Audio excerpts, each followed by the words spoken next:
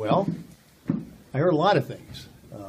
Certainly there are some folks in this community that are legitimately grieving, and we heard from them. We heard a lot of folks who believe the First Amendment only applies to them and took great pains to shout down anybody that disagreed with them.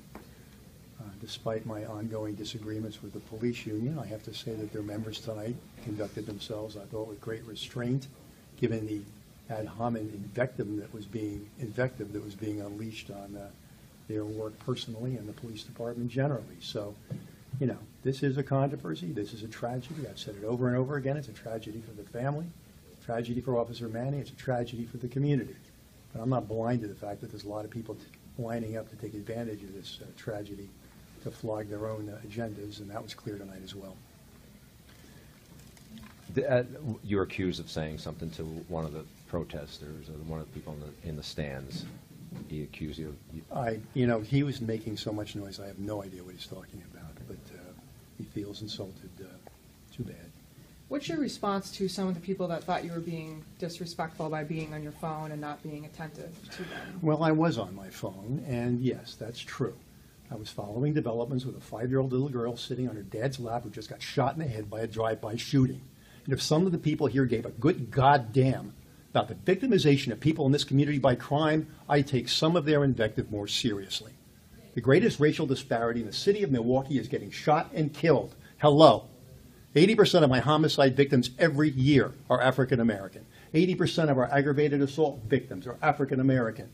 80% of our shooting victims who survived their shooting are African American. Now, they know all about the last 3 people that have been killed by the Milwaukee Police Department over the course of the last several years. There's not one of them can name one of the last 3 homicide victims we've had in this city. Now, there's room for everybody to participate in fixing this police department, and I'm not pretending we're without sin. But this community is at risk, all right. And it's not because men and women in blue risk their lives protecting it. It's at risk because we have large numbers of high-capacity, quality firearms in the hands of remorseless criminals who don't care who they shoot. Now, I'm leaving here to go to that scene. And I take it personally, okay? We're going up there, and there's a bunch of cops processing a scene of a dead kid. And they're the ones who are going to be out there patrolling and stopping suspects that may have guns under the front seat. They're the ones that are going to take the risks of their lives to try to clean this thing up.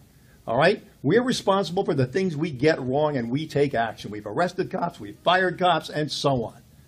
But the fact is that the people out here, some of them, who had the most to say, are absolutely MIA when it comes to the true threats facing this community, and it gets a little tiresome. And when you start getting yelled at for reading the updates of the kid that gets shot, yeah, you take it personal, okay? Now, no offense, but I'm going up there now.